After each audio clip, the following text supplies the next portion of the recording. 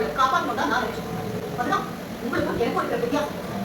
பாக்கியலட்சுமிக்கும் ராதிகாவுக்குமான வித்தியாசம். ராதிகா சொல்றாங்க, இவ்ளோ நடந்திருக்கு உங்க அம்மாவுக்கு தெரியாம மறைக்கலாம்னு நினைக்கிறியா? உங்க அம்மா வர சொல்லு அப்படின்னு சொல்றாங்க.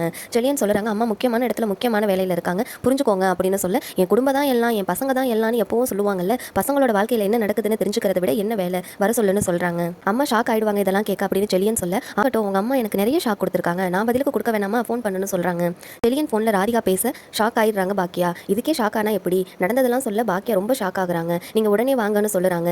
ஈஸ்வரிட்ட பாக்கியா சொல்லுறாங்க, இனியாக்கு ஏதோ ப்ராப்ளம்னு. ஃப்ரெண்ட்ஸ் கூட போய் பிரச்சனையில மாட்டிக்கிட்டா அப்படின்னு சொல்ல, ராதிகா எப்படி போனாங்கன்னு தெரியல, கூட இருக்காங்க.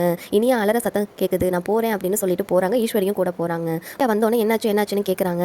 ராதிகா, உங்க நல்ல நேரமா இல்ல உங்க குடும்பத்து நல்ல நேரமானு தெரியல, நான் இந்த பக்கம் வந்தேன், இல்லைன்னா மார்னிங் நியூஸ் பேப்பர் டிவின்னு எல்லாத்துக்கும் நியூஸ் வந்திருக்கும், அப்புறம் குடும்பமா கோர்ட்டுக்கு போய் தான் கூப்பிட்டு வந்திருக்கணும்னு சொல்றாங்க.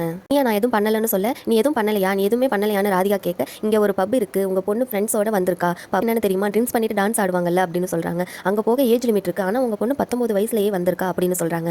போலீஸ் வந்து ஜீப்ல ஏத்துற நேரம் நான் வந்தேன்னு சொல்றாங்க. ஈஸ்வரி இனியாவை திட்டுறாங்க, இதுக்கு தான் எல்லார்கிட்டையும் போய் சொல்லிட்டு வந்தியான்னு, என்ன வயசு ஆகுது இங்கெல்லாம் வந்திருக்கா அப்படின்னு திட்டுறாங்க. வயசு பொண்ணை கொஞ்சம் பொறுப்பா வளர்க்க பாருங்கன்னு ராதிகா சொல்லவும் பாக்கியாவுக்கு ரொம்ப கஷ்டமா இருக்கு, உடஞ்சு போய் நிக்கிறாங்க.